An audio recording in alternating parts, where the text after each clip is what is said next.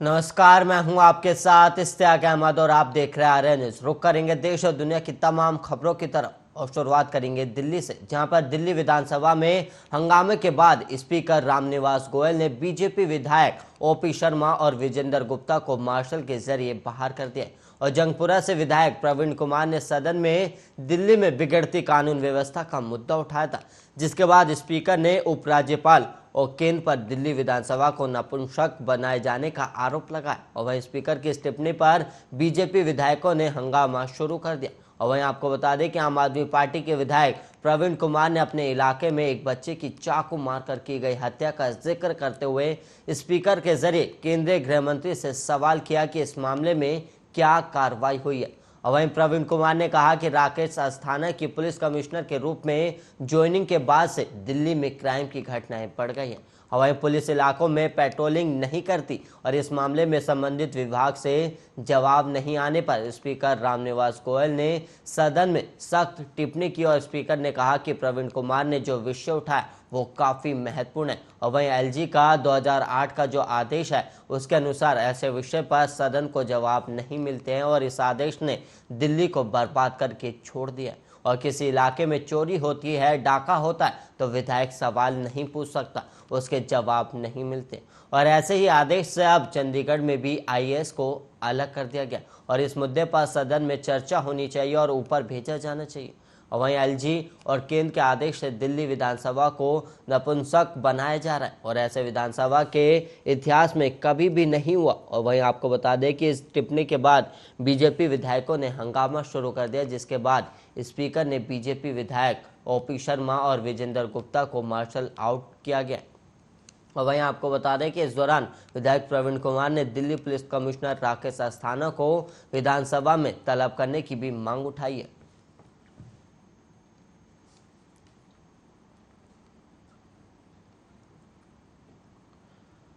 वहीं दिल्ली की IGI airport police ने एयर सोटी में चल रहे हाई प्रोफाइल सेक्स रैकेट का पर्दाफाश किया है और वहीं पुलिस ने इस मामले में एक युवती समेत 3 लोगों को गिरफ्तार किया। पुलिस का कहना है कि ये लोग ग्राहकों से व्हाट्सएप के माध्यम से संपर्क करते थे और व्हाट्सएप के जरिए ही नई नई तस्वीरें भेजा करते थे और जो पसंद आती थी एरोसिटी स्थित होटल में रूम बुक करके पहुंचा दिया जाता था। और इस रैकेट से जुड़े 2 पिम्प की पहचान रियाज सिद्दीकी और नवीन के तौर पर की गई है।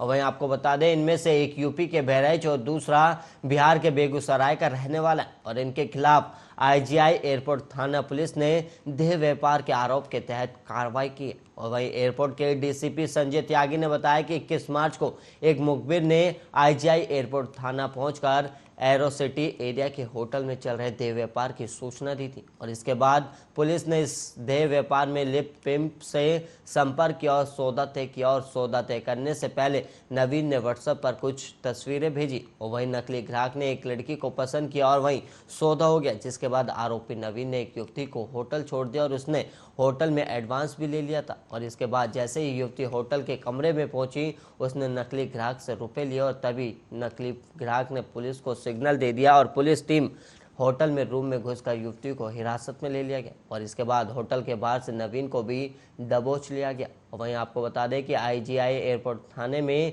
इनके खिलाफ मुकदमा दर्ज कर गिरफ्तार कर लिया गया और इसके अलावा नवीन से पूछताछ के बाद दूसरे आरोपी रियाज को भी गिरफ्तार कर लिया गया। और वहीं आरोपियों ने पूछताछ में खुलासा किया कि वो देह व्यापार का धंधा करते हैं, इसके लिए बाकायदा गुरुग्राम के सेक्टर 45 में इन्होंने एक होटल तक लीज पे ले रखा था। और पुलिस अब इस रैकेट में शामिल अन्य आरोपियों की तलाश कर रही है और पूछताछ में खुलासा हुआ है कि निजी संपर्कों के जरिए लोग इन पिम्प से संपर्क करते थे और इस दौरान युवती की तस्वीर व्हाट्सएप नंबर पर भेज दी जाती थी और वहीं पसंद आने पर कुछ टोकन मनी लोगों से ले ली जाती थी और उसके बाद लड़कियों को होटल पहुंचा दिया जाता था। और वहीं पुलिस ने आरोपियों के पास से करीब 30,000 रुपये और 3 मोबाइल फोन भी बरामद किए हैं।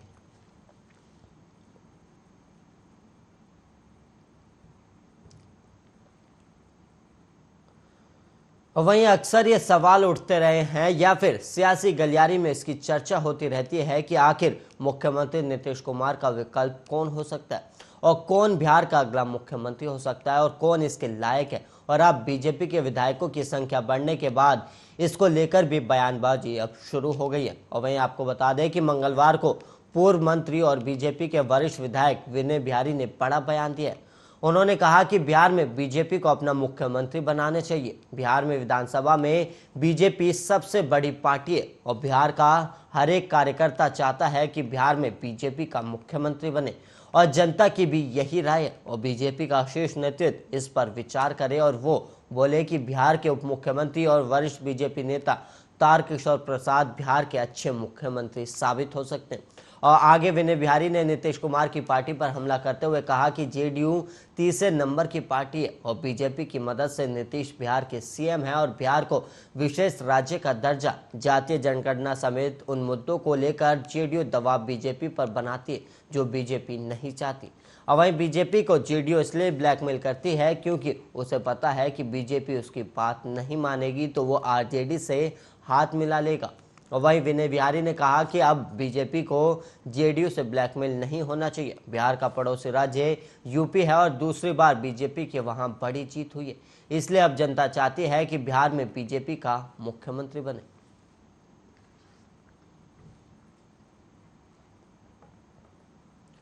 वहीं इजराइल के प्रधानमंत्री नफ्ताली बेनेट का 3 से 5 अप्रैल तक प्रस्तावित भारत का दौरा फिलहाल टल दिया गया है। और वहीं दरअसल ये फैसला उनके कोविड पॉजिटिव आने के बाद लिया गया और नफ्ताली बेनेट की कोरोना रिपोर्ट सोमवार को सामने आई थी जिसमें वो कोरोना की उनकी पुष्टि हुई है। और इसके बाद इस दौरे को टालने का फैसला किया गया और इस दौरे को टालने की पुष्टि भारत में इजरायली दूतावास ने भी की है। और इजरायली पीएम का ये दौरा अब कब होगा इसे लेकर अभी कोई जानकारी नहीं दी गई। और वहीं आपको बता दें कि विदेश मंत्रालय ने एक आधिकारिक बयान में कहा कि प्रधानमंत्री नरेंद्र मोदी के निमंत्रण पर इजराइल के प्रधानमंत्री नफ्ताली बेनेट 3 से 5 अप्रैल को भारत आने वाले थे।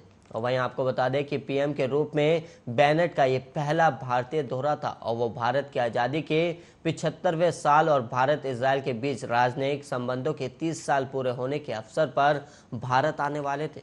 और इसके अलावा आपको बता दें कि दोनों नेताओं ने इससे पहले पिछले साल नवंबर में ग्लासगो में संयुक्त राष्ट्र जलवायु परिवर्तन सम्मेलन में मुलाकात की थी और इस दौरे पर दोनों देशों के बीच रिसर्च पर मिलकर काम करने और रणनीतिक साझेदारी की ओर मजबूत करने की बात होती है। और वहीं इस मुलाकात के बाद दोनों देशों के बीच कृषि, जल, व्यापार, शिक्षा, विज्ञान और प्रौद्योगिकी सहित विभिन्न क्षेत्रों में द्विपक्षीय सहयोग को और मजबूत करने पर जोर देने की योजना थी।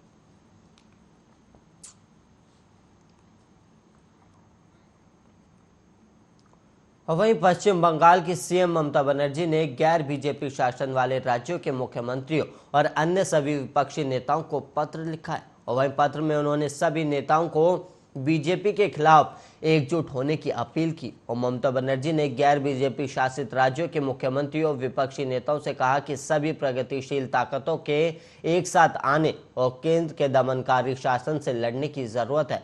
दरअसल ममता बनर्जी और केंद्र की नरेंद्र मोदी सरकार के बीच टकराव कोई छुपी बात नहीं है और दोनों पार्टी के बीच काफी लंबे समय से टकराव चल रहा है। और इस बीच ममता बनर्जी कई बार पीएम और बीजेपी पर खुलकर हमलावर भी रही है।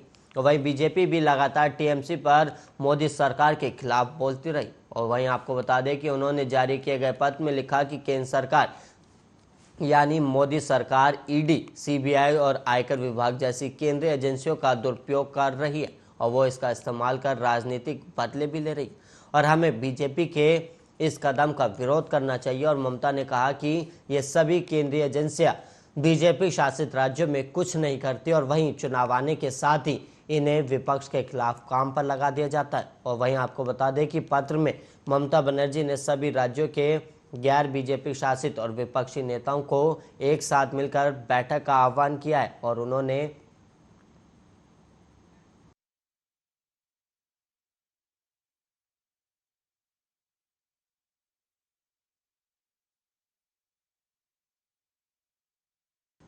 वहीं बीजेपी से लड़ने के लिए सभी को एकजुट होने की जरूरत है, ये ममता बनर्जी ने सभी से कहा है।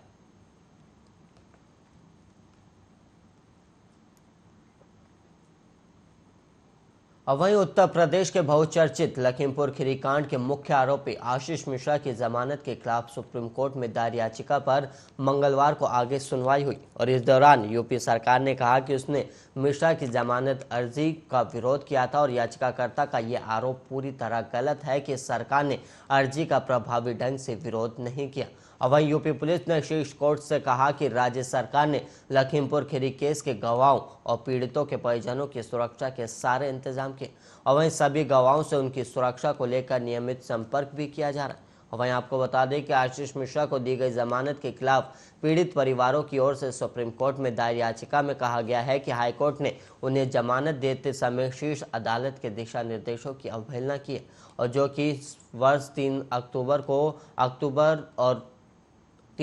को उत्तर प्रदेश के उप मुख्यमंत्री केशव प्रसाद मौर्य की लखीमपुर खीरी जिले की यात्रा के खिलाफ प्रदर्शन करे 4 किसान एक एसयूवी द्वारा कुचले जाने के बाद मारे गए थे और ये एसयूवी कथित तौर पर केंद्रीय गृह राज्य मंत्री अजय कुमार मिश्रा के काफिले का हिस्सा थी और आरोपी आशीष मिश्रा को इलाहाबाद हाईकोर्ट की लखनऊ बेंच ने बीते दिनों जमानत दी थी और जमानत मंजूर होने के बाद ही मृत किसानों के परिजनों ने जमानत का विरोध भी किया था और इस आदेश को चुनौती देने की गत वर्ष 3 अक्टूबर को लखीमपुर में 3 कृषि कानूनों का विरोध कर रहे किसानों पर बीजेपी नेताओं के काफिले की एक कार चढ़ गई थी और इस मामले में केंद्रीय गृह राज्य मंत्री अजय मिश्रा के बेटे आशीष मिश्रा का नाम भी सामने आया था और इसके बाद पुलिस ने उसे गिरफ्तार कर जेल भेज दिया था। और वहीं आपको बता दें कि 3 अक्टूबर को लखीमपुर खीरी के तिकोनिया गांव में हुई हिंसा मामले में एसआईटी ने 3 महीने के अंदर सीजेएम अदालत में 3 जनवरी को 5000 पन्नों की चार्जशीट दाखिल की थी और इसमें आशीष मिश्र को मुख्य आरोपी बनाते हुए 13 आरोपियों को मुलजिम बनाया गया था और इन सभी के खिलाफ सोची समझी साजिश के तहत हत्या और हत्या का प्रयास अंग भंग की धाराओं समेत आर्म्स एक्ट के तहत कार्रवाई की गई थी।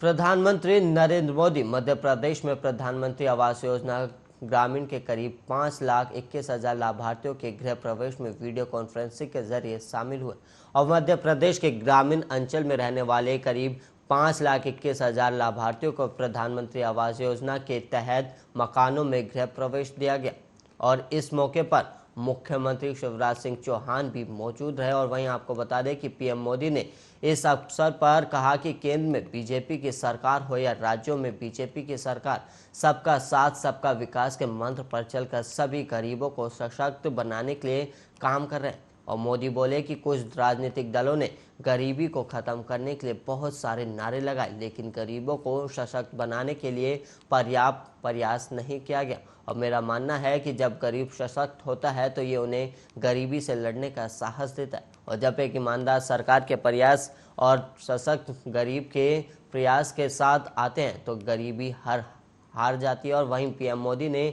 ये भी कहा कि पिछली सरकार ने केवल कुछ लाख घर बनवाए थे और हमारी सरकार 2.5 करोड़ घर बनवा कर दे चुकी है और इसमें से 2 करोड़ घर गांव में बनाए गए और कोरोना में भी इस काम को धीमा नहीं पड़ने दिया गया। वहीं मध्य प्रदेश में 24 लाख आवास पूरे हो चुके हैं और इसका लाभ भी और बेगा और सहरिया जैसे ऐसे समाज को हो रहा है जो कभी पक्के घर के बारे में सोच भी नहीं सकते थे।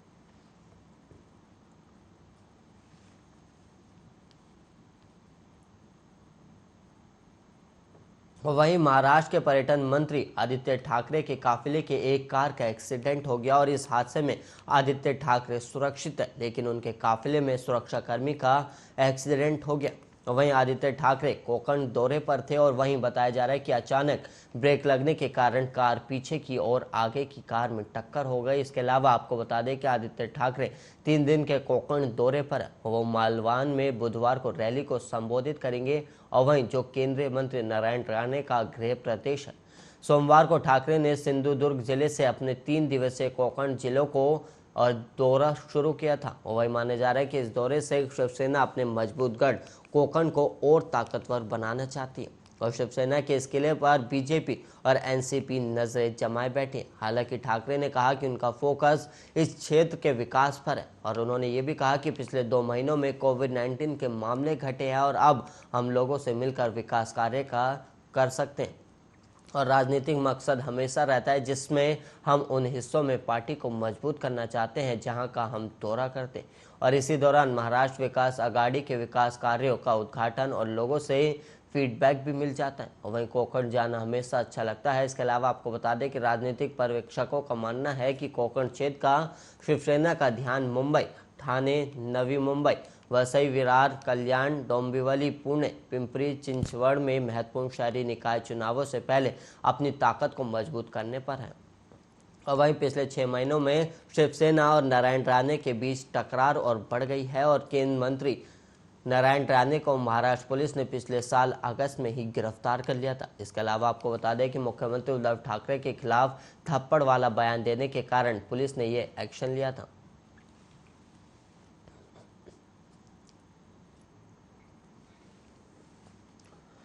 और वहीं दिल्ली मेट्रो ने यात्रियों को एक और खुशखबरी दे दी और दिल्ली मेट्रो ने बनाया गया पंजाबी बाग में हॉल्ट इंटरचेंज स्टेशन खोल दिया गया। और वहीं इस स्टेशन का उद्घाटन डीएमआरसी के एमडी डॉक्टर मंगू सिंह ने किया है और green line brigadier Hoshiyar Singh से इंद्रलोक कीर्तिनगर और पिंक लाइन मजलिस पार्क से शिव विहार तक की इंटरकनेक्टिविटी को ये स्टेशन जोड़ेगा। इसके अलावा आपको बता दें कि पंजाबी बाग में बने इस स्टेशन पर ऊपर और नीचे दोनों तरह की आवाजाही के लिए प्लेटफॉर्म स्टील में बनाए गए, जो पंजाबी बाग गोल चक्कर के ठीक ऊपर बनाया गया।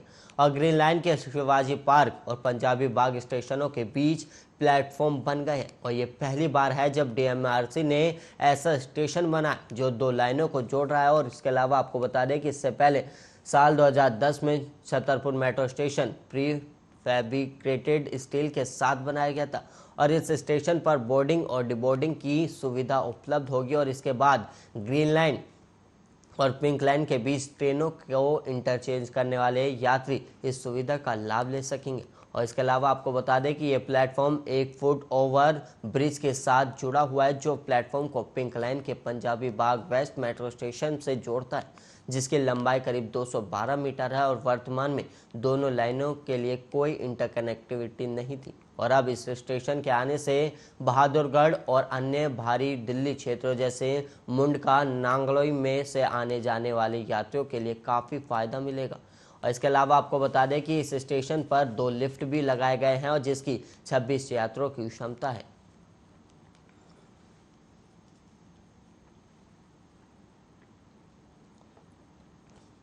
और वहीं चुनाव खत्म होते ही लगातार पेट्रोल, डीजल और गैस की कीमतों में इजाफा हो रहा है और उससे आम जनता त्राहिमाम कर रही है। और वहीं आपको बता दें कि 9 दिन में 8 बार पेट्रोल, डीजल और गैस की कीमतों में वृद्धि होने से जनता परेशान हो रही है।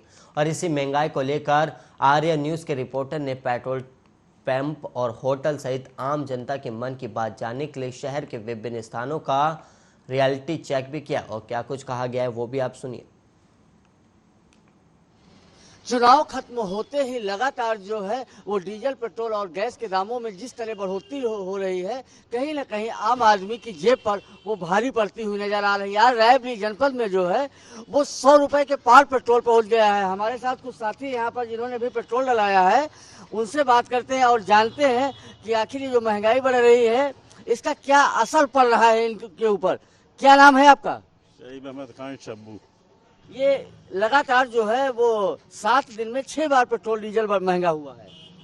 इसके पर असर पड़ रहा है कम आय वालों को, बाकी सरकारी कर्मचारियों को कोई असर नहीं पड़ रहा। उनका आय बढ़ी, हर 6 महीना उनका 5% डीए बढ़ जाता है। जो दैनिक कमाई करने वाले वो जरूरत से ज्यादा परेशान है और अल्प व्यवसाय वाले। तो क्या सरकार से क्या मांग कर रहे हैं कि क्या हो, जिस तरह से बढ़ोतरी हो रही है? अंधी बहरी सरकार क्या सुनेगी? उसको तेल बढ़ाना है, चुनाव आएगा रोक देंगे 6 दिन के लिए। इन अंधी बहरी सरकारों से कोई जनता को अपेक्षा नहीं रहेगी। फिर आप क्या अपील करना चाहते हैं सरकार से? सरकार अगर रोक ले तेल का दाम तो बहुत अच्छा होगा, नहीं तो अपनी मर्जी, सरकार की मर्जी वो करेगी, जो करना हो करेगी।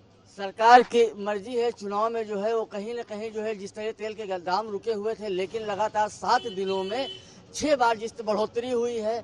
और आपको बता दें कि डीजल 4 रुपये 10 पैसे और पेट्रोल 4 रुपये महंगा हो गया है।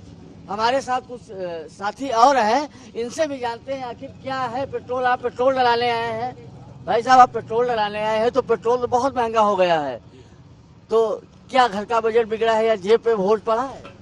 ये सब चीज़ का बजट बिगड़ चुका है। महंगाई इतनी ज़्यादा है कि जनता तरह तरह कर रही है। हम लोग तेल लगा लगा करके परेशान हैं। तो 13 अगस्त 2010 को एक फिल्म रिलीज हुई थी जिसका नाम था पीपली लाइव। उस फिल्म का एक गाना है, सखी सैया तो बहुते कमात है, महंगाई डाइन खाए जात है। आप देख सकते हैं, कैमरामैन से कहेंगे दिखाएं, आज रायबरेली जनपद में जो है पेट्रोल जो है वो 105 रुपए 2 पैसे पहुंच गया है। तो कहीं ना कहीं जनता पे ये जो बोझ पड़ रहा है, लोगों की जेब पर जो है वो भारी पड़ता हुआ नजर आ रहा है। और लोग सरकार से लगातार ये अपील कर रहे हैं कि इसको कम करके जो है कहीं ना कहीं जो है आम जनता को राहत दी जाए। चुनाव खत्म होते ही लगातार जो है वो महंगाई का बोझ जो है आम जनता पर अब पड़ने लगा है। हम आपको बताते चले कि रायबरेली जनपद में आज जो है वो पेट्रोल 100 रुपए के पार पहुंच चुका है और गैस के दामों में जिस तरह बेतहाशा बढ़ोतरी हो रही है तो कहीं ना कहीं घर का बजट बिगड़ना स्वाभाविक है। हमारे साथ एक गृहिणी हैं, इनसे जानते हैं कि आखिर जो है इस महंगाई का इनके बजट पर क्या असर पड़ रहा है। मैम, क्या नाम है आपका? मेरा नाम शीतल श्रीवास्तव है, मैं एक हाउसवाइफ हूँ। तो जिस तरह से ये महंगाई बढ़ी है तो क्या लग रहा है आपको, क्या बजट बिगड़ा आपका? बजट हमारा बहुत बिगड़ता है। हमारे हस्बैंड की एक सीमित आय होती है जो कि हर मंथ में कुछ ना कुछ बढ़ोतरी होती रहती है। इससे हमारे गृहस्थी पे बहुत असर पड़ता है। लगातार दामों में वृद्धि हो रही है, जैसे कि गैस के दाम बढ़े हैं, रिफाइंड के दाम बढ़े हैं, तेल के दाम बढ़े हैं और पेट्रोल डीजल के दाम तो 100 के पार हो गए हैं। इस वजह से हम लोगों को बहुत कठिनाइयों का सामना करना पड़ता है। इसके लिए कुछ सरकार सोचे और इसमें कुछ कमी करे, टैक्स के भी रेट घटाए। तो सरकार से आप क्या मांग करने चाहती है? महीने में लमसम कितना अंतर आया है पिछले चुनाव के पहले जो आपके घर का खर्चा चलता था और चुनाव के बाद जो है तो कितना अंतर आया? लगातार अंतर आ रहे हैं, लगातार महंगाई बढ़ती जा रही है जिसका हर्जाना हम मध्यम वर्गीय लोग को ही भुगतना पड़ता है कहीं ना कहीं से। तो कहीं ना कहीं जो है वो महंगाई का बोझ जो है आम जनता की जबान पर भी अब आने लगा है कि सरकार अपने टैक्स कम करे और हम लोगों को राहत दे। हमारे साथ जो है एक दुकानदार है जो होटल चलाते हैं और इनसे जानते हैं कि आखिर महंगाई का क्या असर पड़ रहा है आपके ऊपर। क्या नाम है आपका? मेरा नाम बब्बी शुक्ला है। लगातार 7 दिन में डीजल, पेट्रोल, गैस सब महंगी हो गई है चुनाव खत्म होते ही, तो आपकी दुकानदारी पे क्या असर पड़ा है? महंगाई बढ़ती आ रही। सबसे बड़ी दिक्कत तो घरों में है हमारे। हर महीने सिलेंडर के रेट, पेट्रोल डीजल के रेट महंगे होते जा रहे हैं। हम तो मुख्यमंत्री जी से चाहें कि इतना बड़ा सहयोग हम लोग चाहते हैं कि हमारे शहर में जैसे कड़वा तेल है, देसी घी है, डालडा है, शक्कर है, चीनी है, ऐसी चीज़ों पे रोक लगाई जाए जहां हम लोग सस्ता चाहते हैं। अच्छा, ये बताइए, आप तो दुकान चलाते हैं, बड़ी पुरानी दुकान है आपकी, तो क्या इस महंगाई का असर दुकान पर भी, ग्राहकों पर भी पड़ा है? बिल्कुल पड़ता है। हर कस्टमर लड़ने तैयार हो जाता है। जो भी चीज़ों को वो जो मांगता, भैया हमें ये चेतने चाहिए, कहाँ से दे देंगे? क्योंकि अब महंगाई बढ़ती है तो हम भी लोग महंगा करके बेच रहे हैं। अच्छा, पहले चाय कितने में बेचते थे, अब कितने में बेच रहे हैं? पहले हम लोग चाय 7 रुपए बेचते, तब 10 रुपए बेचते हैं। 3 रुपए की बढ़ोतरी हुई है जी। तो क्या सरकार से क्या मांग करते हैं? हम अपने मतलब जो है मुख्यमंत्री जी यही चाहते हैं, यूपी में जो भी सरकार है योगी बाबा की है, तो उनसे यही चाहेंगे सस्ता कर दिया जाए। और मुझे उम्मीद है कि हमारे दिन योगी जी हम लोग पर बड़ा भरोसा करते हैं, हम लोग भी भरोसा करते हैं, वो कुछ न कुछ इस पे निष्करण निकालेंगे। मुझे पूरी उम्मीद है कि हमारे योगी बाबा जो है हर चीज़ का रेट कम करेंगे। तो सरकार से मांग करते हैं कि रेट कम हो ताकि आम आदमी को राहत मिल सके। हमारे साथ एक और साथी हैं, इनसे भी जानते हैं। ये बताइए, क्या नाम है आपका? सर, मेरा नाम राम कुमार है।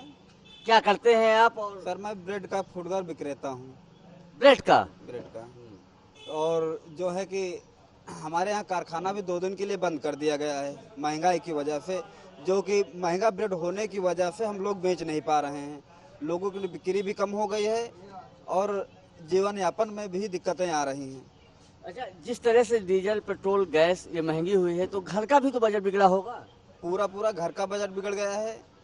घर का ही नहीं, पूरे देश का बजट बिगड़ गया है, उत्तर प्रदेश का। तो क्या मांग करते हैं आप सरकार से? इस महंगाई पर जो है कि कुछ कंट्रोल किया जाए। तो इन लोगों का ये कहना है कहीं ना कहीं जो है महंगाई पे कंट्रोल किया जाए और आम आदमी को एक राहत दी जाए। क्या नाम है? भैया जी महंगाई बढ़ी है, नए सोने के दाम बढ़े हैं, तो क्या असर पड़ा आपकी दुकान पे? बहुत असर पड़ा। पहले आप चाय कितने में बेचते थे और आप कितने में बेच रहे हैं? पहले 8 रुपये, अब जो है 12 रुपये में। तो क्या क्या महंगा हुआ है? गैस महंगी हो गई है और अब कोयला महंगा हो गया है, दूध महंगा हो गया, पत्ती महंगी हो गई है। ये सब के कारण भी जो है रेट बढ़ा रहा है। तो इस महंगाई का असर क्या आपकी दुकानदारी पर भी पड़ा है? दुकानदारी को बहुत पड़ा हुआ है। दुकानदारी आधी से होगी, आधी से कम होगी। तो ग्राहक नहीं आ रहे हैं।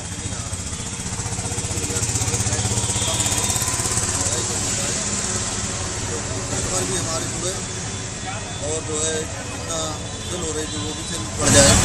तो कहीं ना कहीं घर का बजट भी बिगड़ा और दुकान भी, घर का भी बजट बिगड़ गया और दुकानदारी भी बिगड़ गई। तो सरकार से क्या मांग कर रहे हैं? महंगाई बढ़े, टैक्स भी कम हो। तो कहीं ना कहीं जो है वो ये महंगाई जो है अब आम आदमी की जेबों पर भारी पड़ रही के साथ ही दुकानदारों पर भी भारी पड़ रही। इनका ये कहना है कि सरकार अपने टैक्स कम करे और महंगाई घटाए ताकि हम लोग की दुकानदारी भी बढ़े और ग्राहक भी बड़ी संख्या में आए। कैमरामैन विपिन के साथ ओम शंकर शुक्ला, आर्या न्यूज। और इसी के साथ इस बुलेटिन में इतना ही। देश और दुनिया की तमाम खबरों के लिए आप बने रहिए।